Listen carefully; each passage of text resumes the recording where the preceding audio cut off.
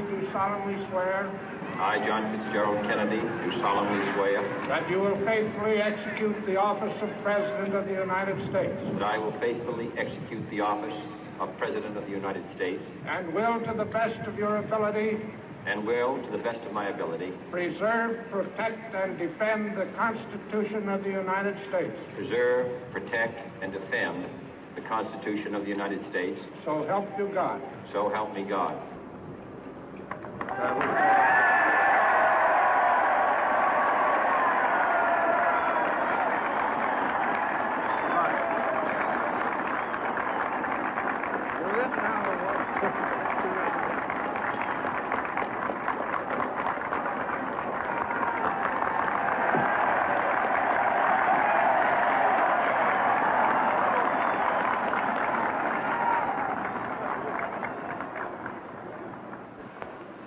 Vice President Johnson, Mr. Speaker, Mr. Chief Justice, President Eisenhower, Vice President Nixon, President Truman, Reverend clergy, fellow citizens. We observe today not a victory of party, but a celebration of freedom, symbolizing an end as well as a beginning, signifying renewal as well as change. For I have sworn before you and Almighty God the same solemn oath our forebears prescribed nearly a century and 3/4 ago. The world is very different now, for man holds in his mortal hands the power to abolish all forms of human poverty and all forms of human life. And yet the same revolutionary beliefs for which our forebears fought are still at issue around the globe. The belief that the rights of man come not from the generosity of the state, but from the hand of God. We dare not forget today that we are the heirs of that first revolution. Let the word go forth from this time and place to friend and foe alike that the torch has been passed to a new generation of Americans born in this century, tempered by war, disciplined by a hard and bitter peace, proud of our ancient heritage, and unwilling to witness or permit the slow undoing of those human rights to which this nation has always been committed and to which we are committed today at home and around the world.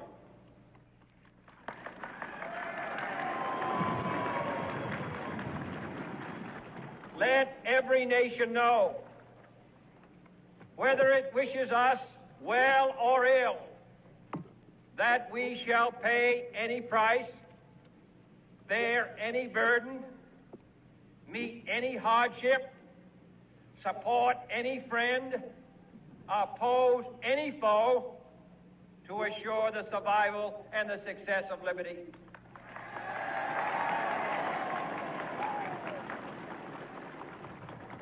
This much we pledge and more. To those old allies whose cultural and spiritual origins we share, we pledge the loyalty of faithful friends. United, there is little we cannot do in a host of cooperative ventures. Divided, there is little we can do, for we dare not meet a powerful challenge at odds and split asunder.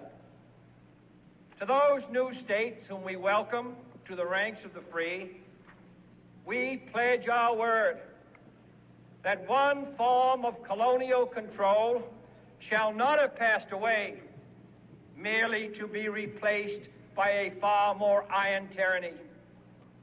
We shall not always expect to find them supporting our view, but we shall always hope to find them strongly supporting their own freedom, and to remember that in the past, those who foolishly sought power by riding the back of the tiger ended up inside.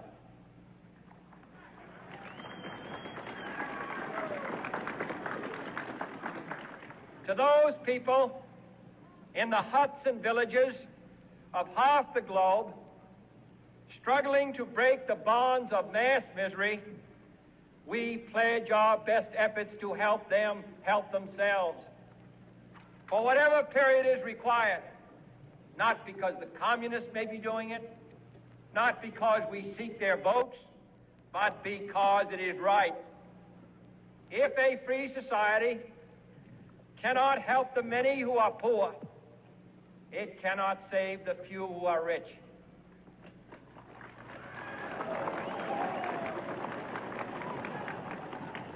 To our sister republics south of our border, we offer a special pledge to convert our good words into good deeds, in a new alliance for progress, to assist free men and free governments in casting off the chains of poverty. But this peaceful revolution of hope cannot become the prey of hostile powers. Let all our neighbors know that we shall join with them to oppose aggression or subversion anywhere in the Americas. And let every other power know that this hemisphere intends to remain the master of its own house.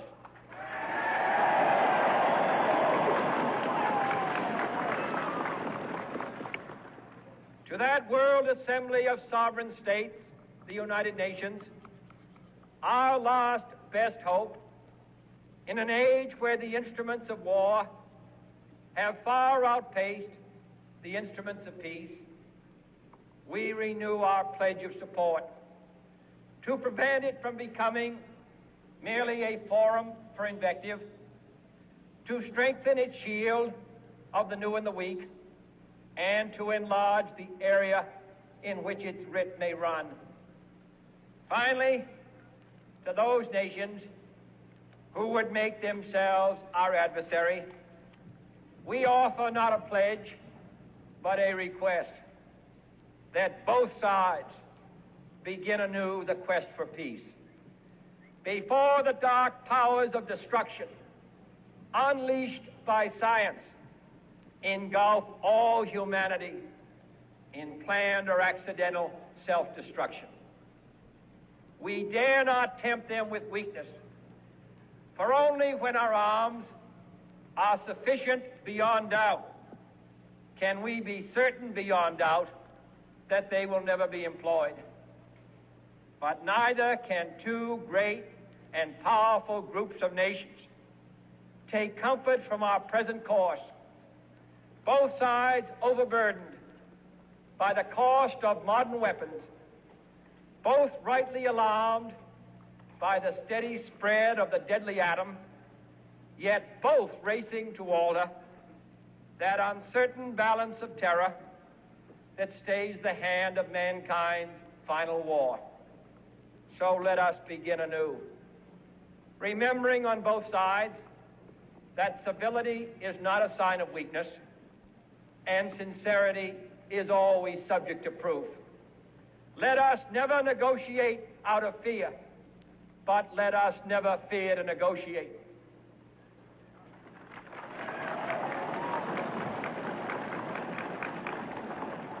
Let both sides explore what problems unite us, instead of belaboring those problems which divide us.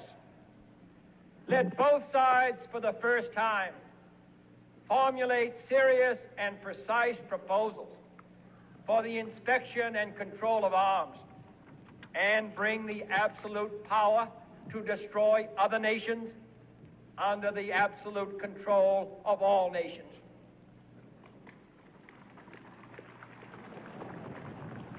Let both sides seek to invoke the wonders of science instead of its terrors. Together, let us explore the stars conquer the deserts, eradicate disease, tap the ocean depths, and encourage the arts and commerce. Let both sides unite to heed in all corners of the earth the command of Isaiah to undo the heavy burdens and let the oppressed go free.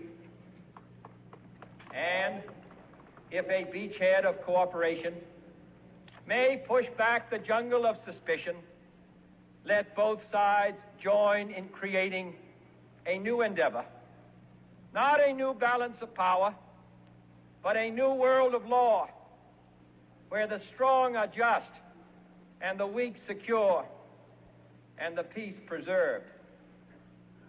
All this will not be finished in the first 100 days, nor will it be finished in the first 1,000 days, nor in the life of this administration, nor even perhaps in our lifetime on this planet. But let us begin.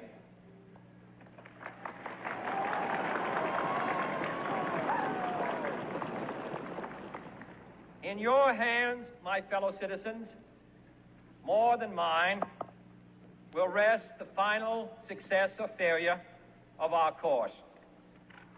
Since this country was founded, each generation of Americans has been summoned to give testimony to its national loyalty. The graves of young Americans who answered the call to service surround the globe. Now the trumpet summons us again, not as a call to bear arms, though arms we need, not as a call to battle, though in battle we are, but a call to bear the burden of a long twilight struggle, year in and year out, rejoicing in hope, patient in tribulation, a struggle against the common enemies of man, tyranny, poverty, disease, and war itself. Can we forge against these enemies a grand and global alliance, North and South, East and West, that can assure a more fruitful life for all mankind? Will you join in that historic effort?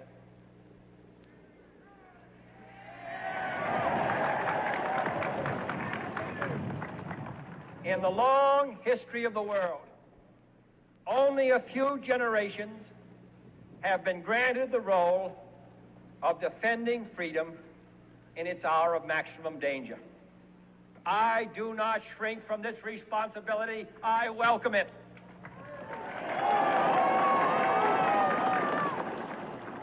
I do not believe that any of us would exchange places with any other people or any other generation. The energy, the faith, the devotion which we bring to this endeavor will light our country and all who serve it. And the glow from that fire can truly light the world. And so, my fellow Americans, ask not what your country can do for you. Ask what you can do for your country.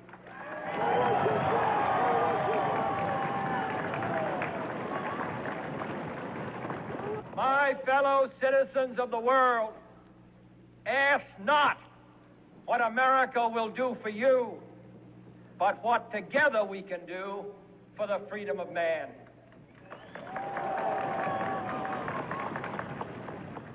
Finally, whether you are citizens of America or citizens of the world, ask of us here the same high standards of strength and sacrifice which we ask of you.